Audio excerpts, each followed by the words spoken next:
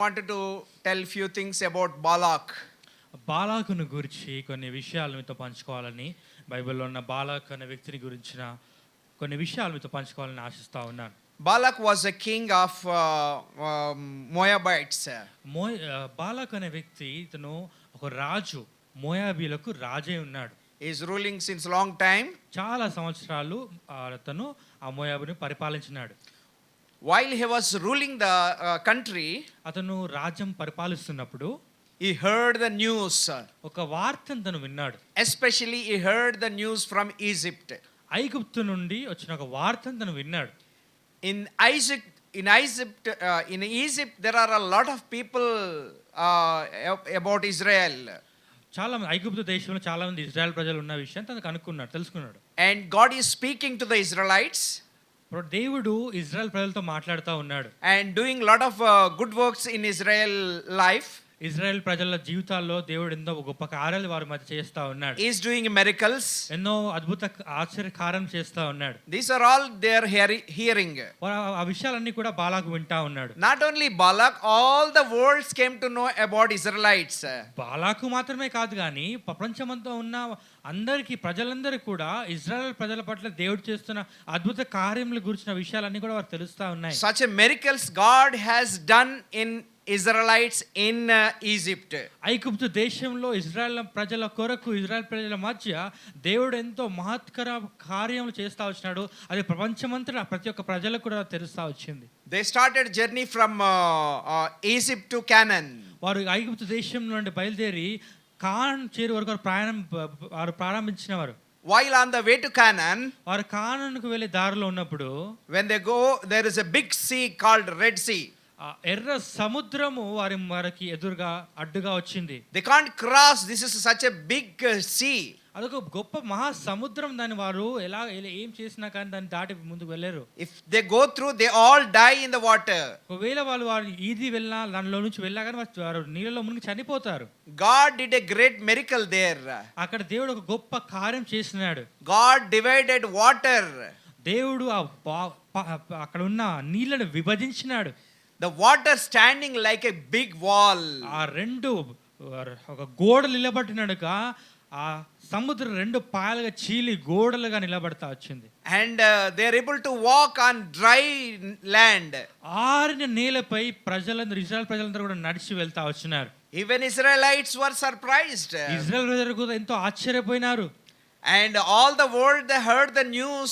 They are so surprised. ఈ వార్తను విన్న ప్రపంచమందున్న మనుషులంతా కూడా ఆశ్చర్యపోయినారు. That's why whole world came to know God miracles in Israel life. దాన్ని బట్టి దేవుడు చేస్తూ వచ్చిన మహత్కరమైన కార్యాలు ప్రపంచం అంతటా కూడా తెలుస్తా వచ్చినాయి. Not only that, అది మాత్రమే కాదు, when Israel is walking in the wilderness, వారు అరణ్యంలో ప్రయాణిస్తున్నప్పుడు God gave water from rock. వారు దేవుడు వారికి బండ నుంచి నీళ్లు ఇస్తా వచ్చినాడు. They have enough food. వారికి సరిపోయినంతగా ఆహారం సమృద్ధిగా ఉన్నది. They are not washing the clothes, they are not doing anything, but they are getting enough food every day. వారి బట్టలు ఉతుకోవడం లేదు, వారి కొరకు ఎలాంటి పని కూడా వారు చేసుకోవడం లేదు, కానీ వారికి ప్రతిదినం కావాల్సిన ఆహారాన్ని దేవుడు వారికి అందిస్తా ఉన్నాడు. No changing clothes, no changing chappals, no shoes, nothing, but they are traveling. వారి వస్త్రాలు ఉతుక్కోవడం లేదు, వారి చెప్పులు పాతగిరలేదు, వారి వస్త్రాలు పాతగిరలేదు, వారి చెప్పులు కూడా అరిగిపోలేదు. అలా దేవుడు వారిని ఆస్వాదించి నడిపిస్తా ఉన్నాడు. This kind of wonderful things people heard, all over the people heard. ఇలాంటి ఆశ్చర్యమైన కార్యములను ప్రజలంతా కూడా ప్రపంచమంతటా ఉన్న ప్రజలు వింటా వచ్చినారు. Even king of Balak also heard this news. అలాగే బాలాక్ అనే ఈ రాజు కూడా ఈ వార్తను విన్నాడు. He came to know that news. ఆ విషయం అంతా తనకు తెలుసా వచ్చింది. While they are coming, they have to cross the land of Balak. ఆ బాలాకు పరిపాలిస్తున్న ప్రపంచం ఆ రాజ్యాన్ని దాటి ఇజ్రాయెల్ ప్రజలు కానాను దిశగా ప్రయాణం చేయాలి. And he became very feared. Balak భయపడిపోయినాడు. This many people, we all die. Our country will go. బాలకు భయపడిపోయినాడు. ఎందుకంటే ఇంత గొప్ప జన సమూహం ఉంది, ఇజ్రాయెల్ ప్రజలంతా కూడా నా దేశం మీదుగా వెళ్తారు, నాకేమైపోతుందో, నా రాజ్యం ఏమైపోతుందో అన్న భయంతో ఉండిపోయినాడు. Before the huge crowd, we are like ants. అంత గొప్ప జన సమూహం ముందు ఒక చిన్న చీమల వంటి వారమని అనుకుంటా వచ్చినాడు. Then there was a count, say 20 lakhs people, 6 lakhs people are young people. 6,000 కాల్బలం అనే యవనస్తులు 6 లక్షల మంది కాల్బలం ఉన్నారు. This 6 lakh people can fight, do anything. ఈ 6 లక్షల కాల్బలము యవనస్తులందరూ కూడా వాళ్ళు యుద్ధం చేయడం యుద్ధ శూరులు. And Yes. and there are all like 20 lakhs people. వాళ్ళు మొత్తం 6 లక్షల మంది కాల్బలం వాళ్ళు యుద్ధం చేసే వారే కాకుండా వారి భార్యలు పిల్లలు అందరినీ కలిపి ఒక 20 లక్షల మంది వరకు ఉండవచ్చును. Maybe 30 lakhs also. 30 లక్షలు కూడా అయ్యుండొచ్చు. We don't know. మనకు సరైన సంఖ్య తెలియదు. But Balaam was getting fear. కానీ బాలాకు భయపడిపోతా ఉన్నాడు. My kingship will go. నా అధికారము లేదా నా రాజ్యం అంతరించిపోతుందేమో My భయపడినాడు. people will go. నా ప్రజలందరూ కూడా వెళ్ళిపోతారని భయపడినాడు. What to do? He called all his governors and talked his problem.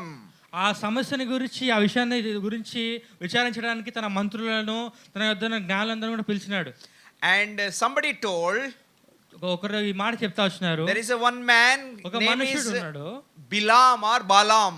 ఒక మనుషుడు ఉన్నాడు, అతని పేరు బిలాము. And if he curse, the curse will go. If he bless, the blessing will go.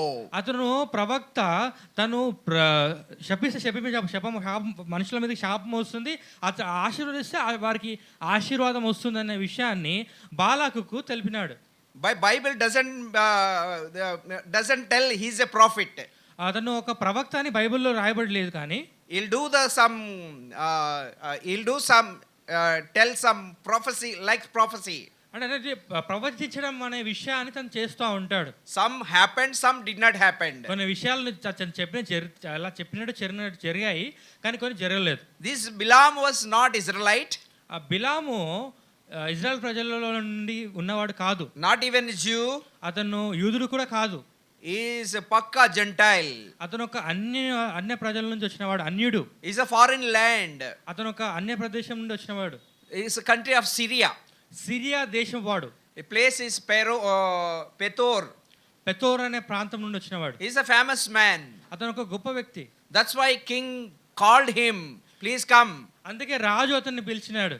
And this kind of many people are coming, around 20-30 lakhs people are coming. I heard that you have a power, you just curse them, please come. అతను చెప్తా వచ్చాడు, ఇక అయ్యా 30 లక్షల కాల్బలం మనుషులందరూ కూడా నా Israel ప్రజలందరూ కూడా మన రాజ్యం మీదుగా వెళ్తా ఉన్నారు, వారిని ఎదుర్కోవడానికి నాకు శక్తి లేదు, నువ్వు వచ్చి నువ్వు చేస్తే నువ్వు శపింపబడతారని నాకు తెలిసింది, నీకు అధికారం ఉందంట కదా, నువ్వు వచ్చి వారిని శపించు అని పిలిచినాడు. And he will go to God and ask, shall I curse?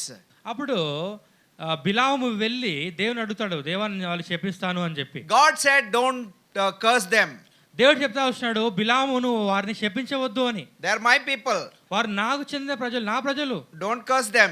వారిని నువ్వు శపించవద్దు అని చెప్పినాడు. Then again he'll go.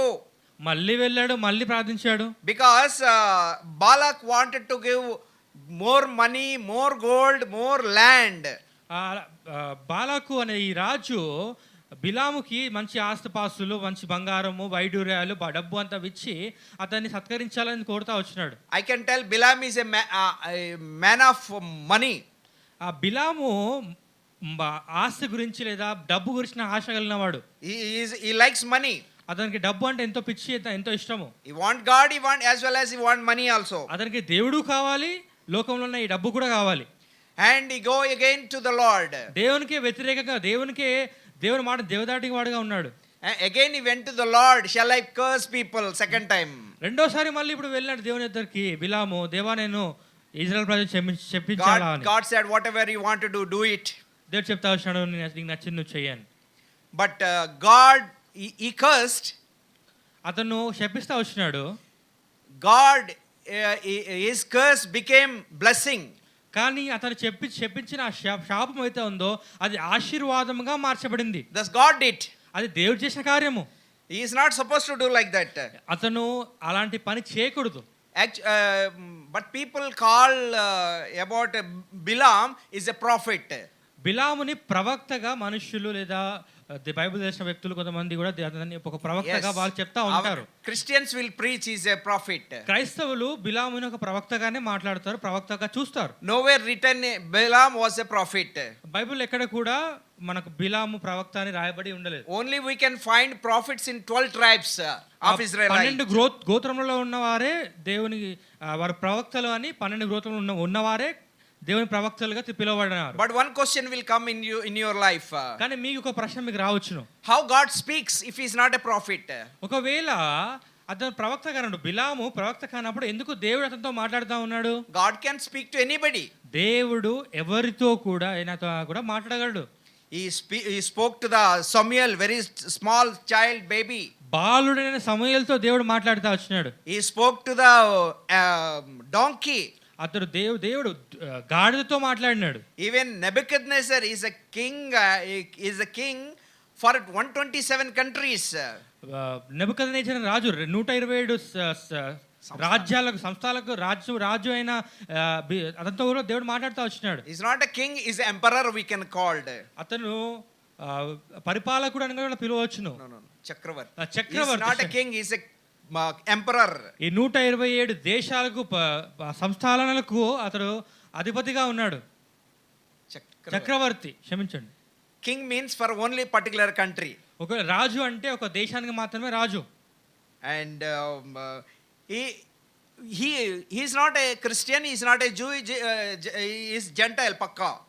అతను ఇజ్రాయెల్ ప్రజల్లోని కాడు, అతను యూదుడు కూడా కాదు, అతను ఒక అన్య జనుడు. God spoke to him. కానీ దేవుడు అతనితో మాట్లాడినాడు. Same way God spoke to Balaam. అదే విధంగా దేవుడు బిలాముతో మాట్లాడినాడు. God need to talk with him. దేవుడు అతనితో మాట్లాడాల్సి వచ్చింది. And he asked again, God said no. Again he asked, he failed in the sight of the Lord. దేవుని దగ్గరికి మళ్ళీ వెళ్ళి అడిగినాడు. దేవుని దృష్టిలో అతను ఓడిపోయినాడు. He want God. అతనికి దేవుడు కావాలి. He want money. అతనికి లోకంలో ఉన్న డబ్బు దానాలు కూడా కావాలి. As a Christians we also have same mind. క్రైస్తవులుగా, క్రీస్తును వెంబడించే మనుషులుగా మనం కూడా అలాంటి ఆలోచనతోనే ఉంటాం. మనకు దేవుడు కావాలి, డబ్బు కావాలి. Yes, we need you need money and God. దేవుడు కావాలి, డబ్బు కావాలి. In this world we need money, in that world we need heaven. ఈ లోకంలో ఉన్న ఈ డబ్బు కావాలి, అలాగే పరలోక రాజ్యం కావాలంటాం. If we want two things, ఒకవేళ ఈ రెండు విషయాలు మీకు కావాలంటే we can tell according to the Bible this is idol worship. ఒక విషయంలో చెప్పాలంటే బైబిల్ ప్రకారంగా ఇది ఒక విగ్రహారాధన అని చెప్పవచ్చు. Yes, many Christians doing a idol worship without knowing వారికి తెలియకుండానే, వారికి ఆలోచన లేకుండానే మనుషులు విగ్రహారాధన చేస్తా ఉన్నారు. So we are not supposed to do a idol worship according to the Bible. Bible ప్రకారంగా మనం విగ్రహ ఆరాధన చేయకూడదు. I can tell one more thing. Matthew chapter 7:25. మత్తయి సువార్త 7వ అధ్యాయము 25వ వచనంలో ఒక మాట రాయబడతా వచ్చింది. దాన్ని చూద్దాం మనం. It's a wonderful story told about Jesus Christ told. యేసుక్రీస్తు వారు ఈ మాటను చెప్తా వచ్చినాడు. One of the teachings he said, ఆయన మాట్లాడిన అనేక మాటల్లో, అనేక సంగతులలో ఈ మాట కూడా ఎంతో ప్రాముఖ్యమైనది. And Matthew chapter 7:25. మత్తయి సువార్త 7వ అధ్యాయం 25వ వచనంలో You can see some verses there. కొన్ని వచనాలు రాయబడతా వచ్చినాయి. There is a wise man and a foolish man. We can find in that passage there is a wise man and foolish man. అక్కడ ఒక తెలివైన వాడు, తెలివి తక్కువ వాడు గురించి రాయబడతా వచ్చింది. జ్ఞానుడు, బుద్ధిహీనుడు. And they both build different buildings. వారు అక్కడ వాళ్ళిద్దరు కూడా వేరువేరుగా ఒక ఇంటిని కడతా వచ్చినారు. One man is building on the rock. ఒక మనుషుడు బండ మీద తన ఇంటిని కట్టుకున్నాడు. And another man building a house on the sand. ఇంకో మనుషుడు ఉన్నాడు, అతను అక్కడ ఆ నేల మీద లేదా మట్టి మీద, ఇసుక మీద తన ఇంటిని కట్టుకున్నాడు. And big storm came. ఒక గొప్ప తుఫాను వచ్చినది. The wind come. ఒక గొప్ప గాలి వచ్చినది. Against to the house a big wind came. ఆ ఇంటికి గాలి వచ్చి కొట్టింది. And it hit by two houses. ఆ రెండు ఇల్లులు కూడా ఆ గాలి ఇంటిని కూడా కొట్టింది. Who built house on the sand, it was collapsed. ఇసుక మీద ఇల్లు కట్టుకున్న వాని ఇల్లు పడిపోయింది, కూలిపోయింది. He didn't have a foundation. అతను ఎందుకంటే అతనికి పునాది లేదు. He thought in his mind, I think No need this. Why should we waste money for the foundation? అతను అనుకున్నాడు, ఎందుకు నేను పునాది వేసి నువ్వు డబ్బులు ఎందుకు వ్యర్థం చేయాలని చెప్పేసి అతను పునాది వేయకుండానే ఇల్లు కట్టేశాడు ఇసుక మీద. Then wind came, floods came, తుఫాను వచ్చింది, వరదలు వచ్చినాయి. but his house built by on sand, it was collapsed. ఇసుక మీద కట్టబడిన ఇల్లు కొట్టుకొని పోయింది. But another man, he built a house on the rock. మరొక మనుషుడు ఉన్నాడు, అతను బండ మీద తన ఇంటిని కట్టుకున్నాడు. It was so strong.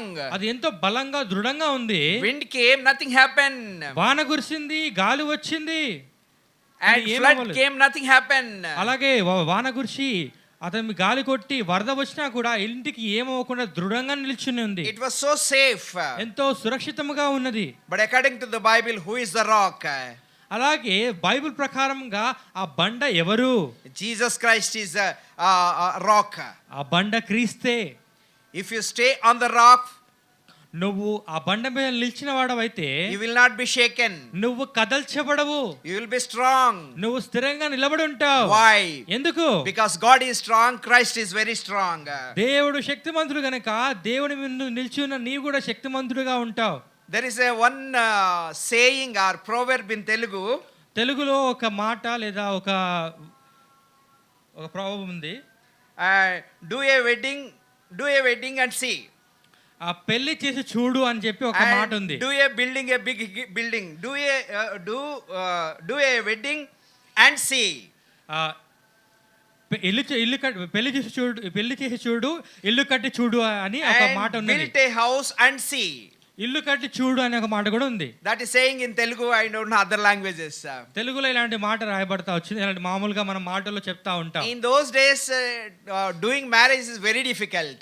ఆ కాలంలో పెళ్లి చేయడం అనేది చాలా కష్టంగా ఉండేది. 7 days or 14 days used to celebrate that marriage function. ఒక వివాహం చేయాలంటే వారం నుంచి 2 వారాల పాటు ఆ వివాహం మొత్తం జరుగుతూనే ఉంటుంది. All the village and people from far away, they used to come.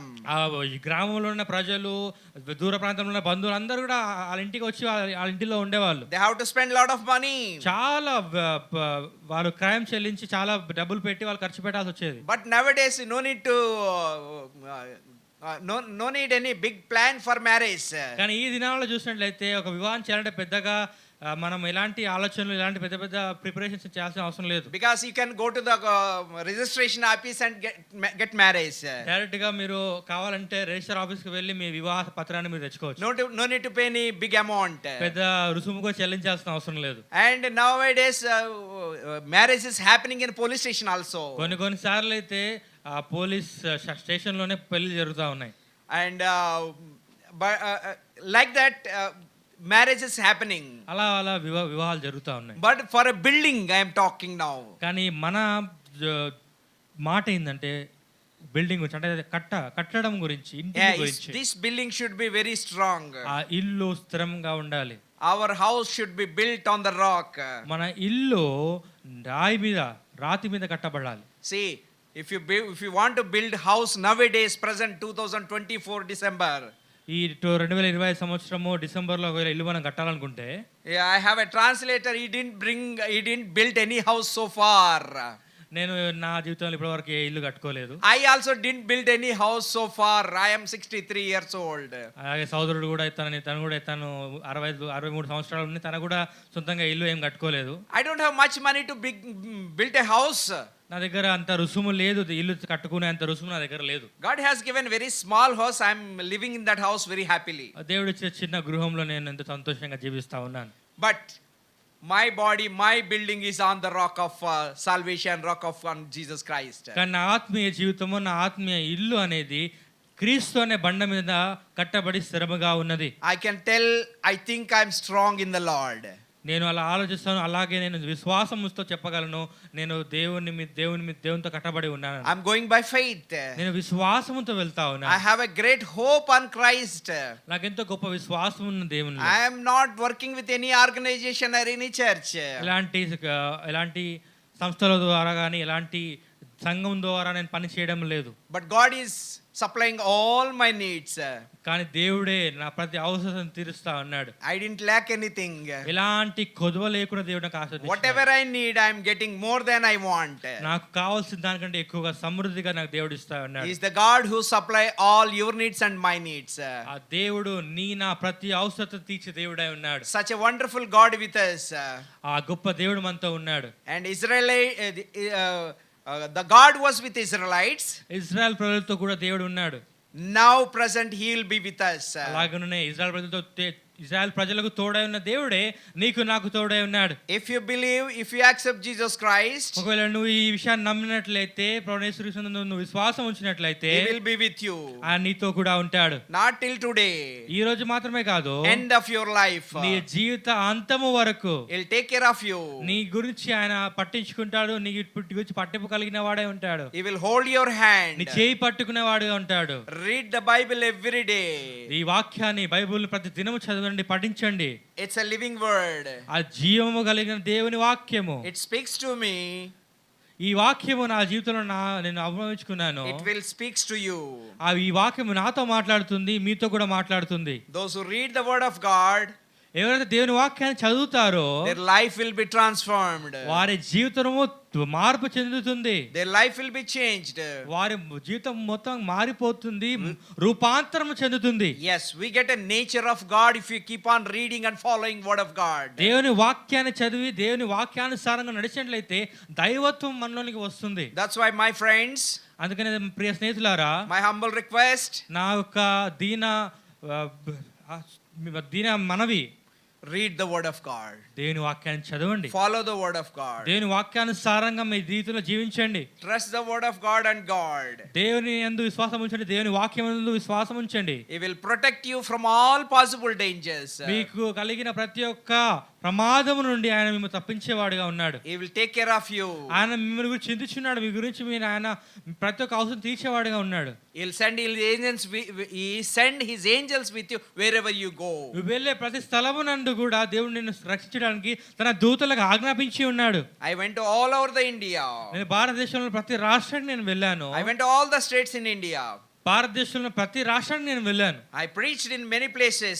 ఎన్నో ప్రదేశాల్లో దేవుని వాక్యం ప్రచురించడానికి, అక్కడ వాక్యం చెప్పడానికి నేను వెళ్ళాను. Many people are against me. అనేక మంది నాకు వ్యతిరేకంగా వచ్చారు. And I saw the fanatics. అంటే చాలా మంది మతోన్మాదులు, ఎంతో మంది మతోన్మాదులు దాడి చేయడానికి ప్రయత్నం చేశారు. I met with them. I met with lot of fanatics. ఎంతో మంది మతోన్మాదులను నేను ఎదుర్కొంటా వచ్చినాను. They bet me. ఎంతో మంది నన్ను కొట్టారు. They want to do some wrong thing on me. నా మీద చెడుగా చేయాలని ఎంతో చూస్తా వచ్చినారు. But God saved me from all the dangers.